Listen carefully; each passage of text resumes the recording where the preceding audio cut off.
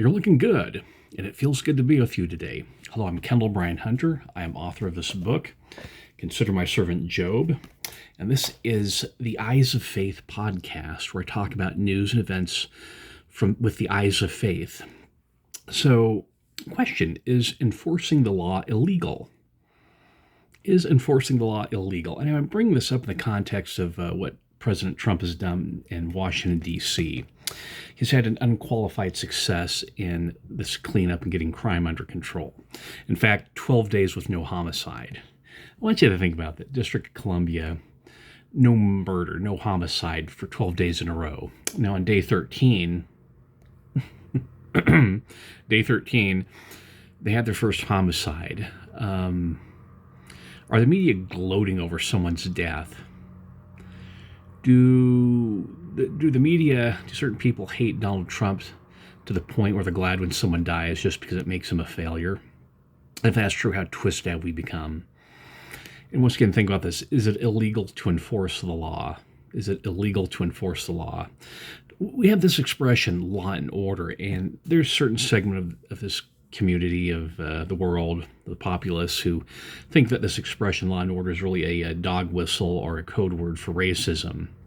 Now, racism is real, but not all human behavior reduces itself to racism. Reality is a complex system. People have complex and sometimes contradictory motivations. But also there's a utilitarian consideration. If you say that law and order is racism, so you shouldn't stand for law and order, that intentionally or unintentionally leads to lawlessness. Now, you saw that picture I had at the beginning of this video from Spider-Man, the headline from the Daily Bugle. Because you remember it's from Spider-Man 2. So Spider-Man retires, doesn't want to be Spider-Man anymore, so crime goes up 75%. Maybe certain people should watch Spider-Man a little bit more. What up to the crime rate? This is it's interesting because I thought about the same thing during the madhouse days of the Post George Flloyd DEI wokeness riot. He had this defund the police. The solution to George Floyd's death was to defund the police. Did you see the Spider-Man movie? When Spider-Man retires, crime goes up. You defund the police, crime goes up. Question, who wants to defund the police? Which segment of society wants to defund the police? The law-abiding citizens or the criminals? Who benefits from a defunded police? Think about this. So you defund the police, there's fewer officers. So your dad's being mugged, your mom's being raped. There's fewer police officers. Who gets the police officer? Which crime gets priority? No, you have to deal with reality, not with your wishes, not with babbling tax the rich. If you tax the rich, markets adjust, as always happens. So just really think about this. This was a success, and you hate Trump so much. Or I'm wearing a Disney hat. I'm a shareholder of Disney, but if you hate Trump so much that you want crime to be rampant, there's something just really twisted going on. That's just bad messaging. So here's another item: Cracker Barrel Crackup Part 2. So Cracker Barrel changed their logo. Cost them a lot in the stock market. They went back to the original logo. So they went back to the logo. They made a mistake. They admitted they were wrong. They're trying to make things right, and that's a success. So maybe if you have one that's local, go eat there sometime this week just to say, hey, yeah, we like this, like the direction your restaurant's going. So the lesson is keep up the pressure, and if you keep up the pressure, maybe Disney and Star Wars, Indiana Jones, Skydance, Paramount, Star Trek, these franchises that have just been completely slagged and just nothing what you want to see in entertainment, be able to go back to doing good stuff. Now it's interesting, as my previous episode, for me, this is just the change of the logo was just a nothing burger supreme. I just was not interested. It didn't resonate with me. But as I was watching other pundits talk about it, something emerged that I was missing. So this is what I think I might have been missing or add to the component to it. One, it has to do with the anti-traditional America. Once again, when you talk about America, there's certain people who reduce America to slavery and racism. When you say America, that's just the thing that comes up. And that may be an issue because, once again, there is an element there, and no one's denying that.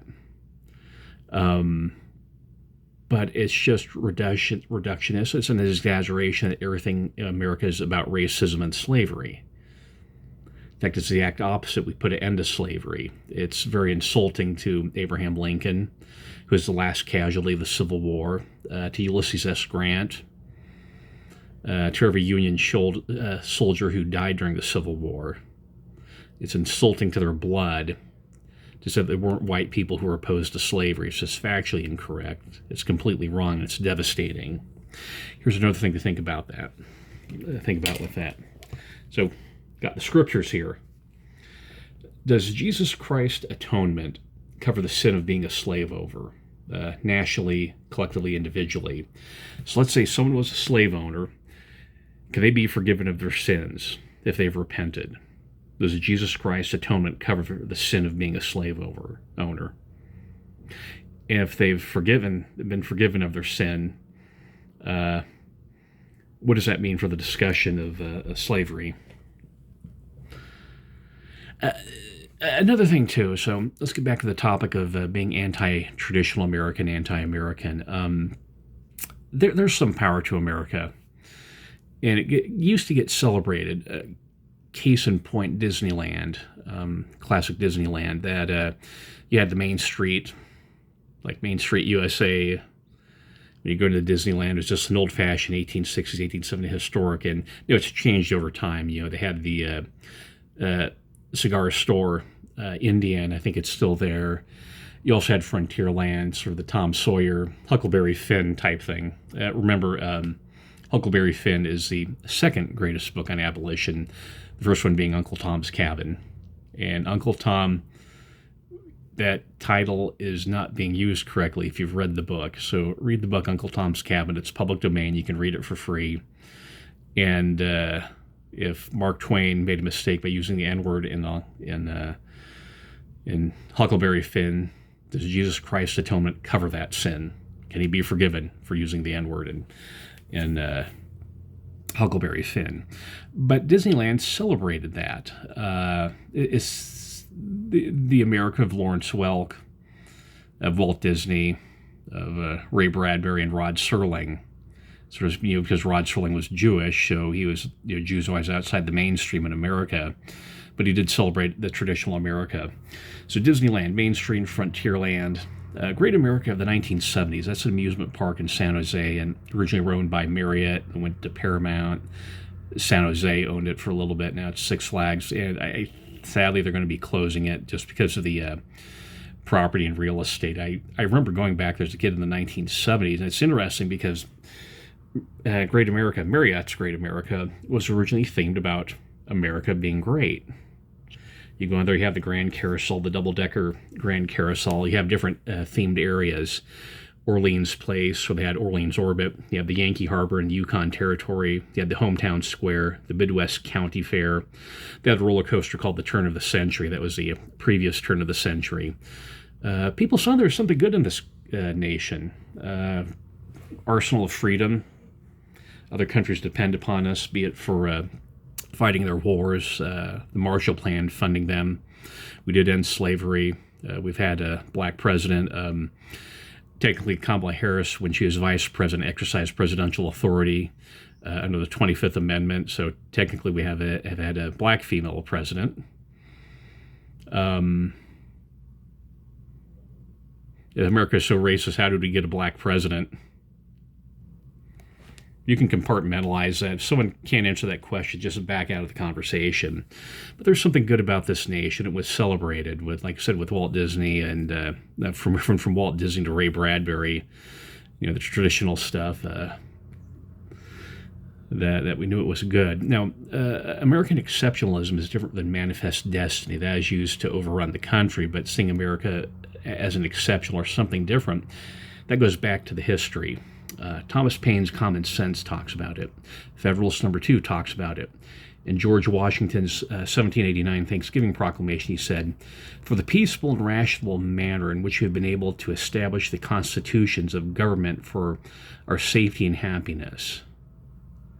He is grateful for the peaceful and rational manner. You look at how other countries, you even read the Bible, how the kingdom of Israel, the kingdom of Judah was set up and what went on with the chaos and nonsense, King Saul, King David, the Jeroboam, Rehoboam, the split kingdom, the invasions, what happened.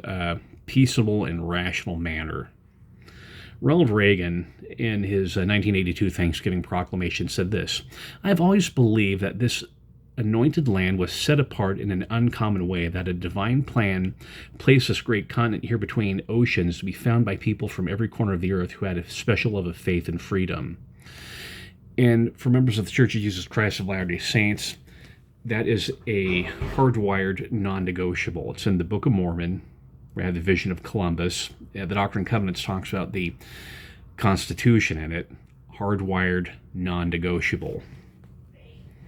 I'm not saying you should be excommunicated for not believing it, but you're certainly being inconsistent and incoherent with it. So that's what it is. The Cracker Barrel logo was a harken back to this traditional America, the America that rebuilt the world after World War II. And there's just that hatred that we're equating America with racism as slavery. Like I said, it was there, it's still going on, but it was not the only factor. And it's reductionistic and very simple-minded for someone to think that. The second thing, and this is a little bit more personal, anti-white male. The joke was with the new logo, they took away the cracker and the barrel. So that's the joke. We can laugh at it. We need to come to terms with anti-white male racism, especially come up with a good term for that. AWMR, anti-white male racism. Male bashing works beautifully, but it doesn't include the racism part. There's a hatred of white men, once again, equating whiteness and maleness with racist and slavery. And there's some white people who believe it and the white people who are enablers. You're genetically predisposed because you're white to be a racist. What about all the non-white countries that were racist and had slavery? Slavery, it was perpetuated in America, but it also ended in America. Think about this. Brigham Young University, back in 2018, it was reported that 52% of their first-year law school was female. The report said out of 104 students, 52% are women. Stacy Stewart, the law school dean's of admissions, told the Daily Herald. It's interesting. Now, you notice the numbers game going on. Pay attention to numbers. 1 in 4 students, 52% are women. So you have the raw number, and then you get a percentage instead of saying a raw number, saying the raw number is 104. That means X number of students are 52%. That's cooking the numbers. It's a shift. Pay attention when people start shifting numbers around like that instead of using a common system, a common denominator with that. Stacy Stewart, so the dean of admissions, who's female, admitted 52% woman. Now, people accuse you that, well, if you're is this being self-serving because white men or whites get accused of doing the same thing. But if that's BYU Law School, what happens to the men who are displaced, the men who didn't get into BYU Law School, the bishops and stake presidents and mission presidents and temple presidents, the people who don't get a good job, who have to go to a different law school or choose a different career because they weren't admitted? What happens to them? And is there a temptation for BYU, in order to keep boasting and bragging and to get flattered by the world, to start displacing men, to say, oh, yeah, we have a majority female cohorts and 1L? Is there a temptation and seduction for that? Well, read the Family Proclamation.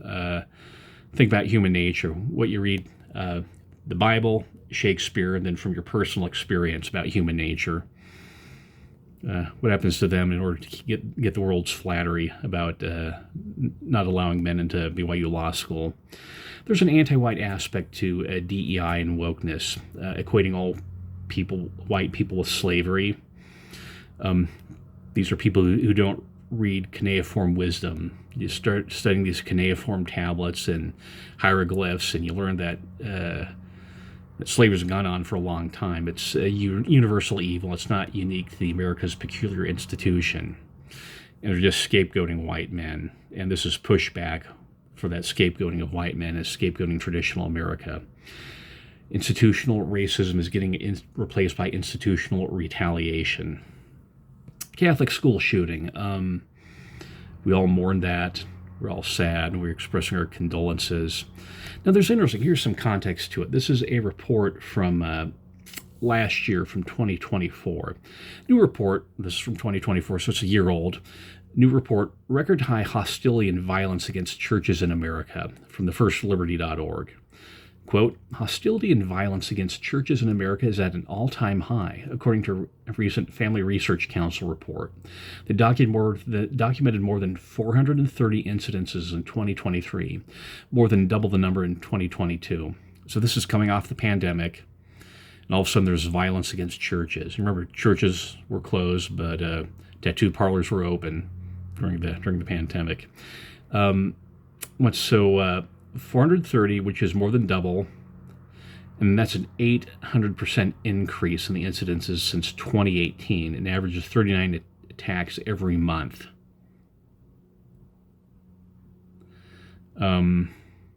You respect some people, I think, can be led to atheism.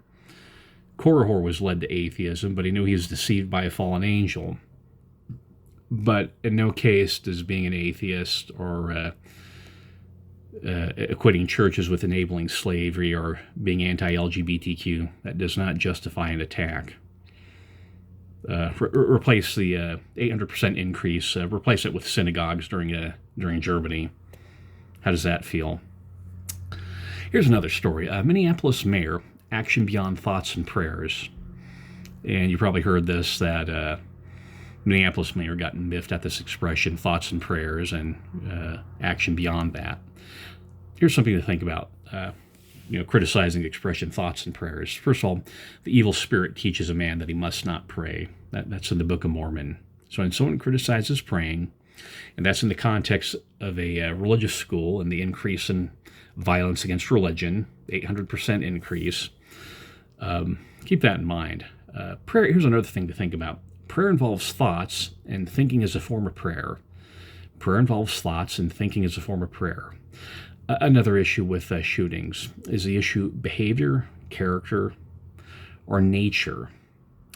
We can pass laws that change human behavior, but we can't pass laws to change character, and we can't change human nature. President George Albert Smith of the Church of Jesus Christ of Latter-day Saints said this, 1949.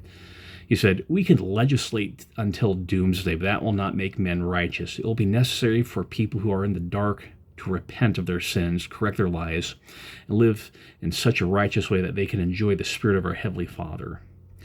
We can control behavior. We cannot change character. We cannot change human nature. This is fundamentally a human nature question, which is beyond the reach of law. How do you legislate control of mental health issues? And we already have it's getting a little bit of my health stuff, but if this is a mental health issue, how do you pass a law to prevent that? Are there limits to law? Think about this. Past shootings. You have the watershed one, which is Columbine in 1999, over a quarter of a century ago. You had the Highland Park shooting July 4th, 2022. Now, in both cases, after those shootings, laws were passed. And those laws were passed did not prevent those shootings from going on. The law of diminishing returns. The more laws you pass, the less effective they become, because they don't deal with the human nature issue. You just cannot control them unless you're like the Borg on Star Trek, where you're plugging everyone into the Matrix, and everyone's just a little wind-up robot with no free will. That's a human tragedy, but the solution is not more laws and not restricting law-abiding citizens, because sometimes some of these are just beyond our ability to control through legislation. And you think burning down churches is a solution, attacks on churches is a solution to the gun violence, or is that just part and parcel of greater violence? Dark money for influencers. Wired had the story about this group sending out $8,000 to social medias to promote democratic causes. Well, if someone was offering me $8,000 to do this, I'd take it, because just doing it anyways, you're just getting more money. But here's my 2 cents on this this dark money influencing social media. This astroturf. This isn't grassroots. This is an astroturf thing. I do this bare bones. This is just bare minimum. This podcast. I don't have a theme show. I don't do merchandising. No, I try not to be outlandish or funny. It's just you, me, and the truth. I'll show my book that I've written. That's something my publisher requests that I do, and it helps get the message out. But you can do this bare minimum and still have a good message. Worked for Socrates, it worked for Jesus Christ, worked for Confucius. But this also illustrates the point that we need people to speak up and speak out. For example, this is the call to action: 1 post a week. If you do that on one platform that you're comfortable with, Instagram, X, Facebook, 1 post a week would unleash a snowball effect and help restore sanity. And it doesn't have to be complex. It just has to be me staring at my tablet, speaking the truth to you. Another thing you can do is like, share, subscribe, and leave affirming comments on social media outlets. You know that YouTube's gone crazy with their monetizing, and it's affected a lot of people. Two of the people I follow have complained about it, that it's just gone crazy for something, and that you need for the pundits and podcasters, like, share, subscribe, and comment will boost the monetization. More money means better content.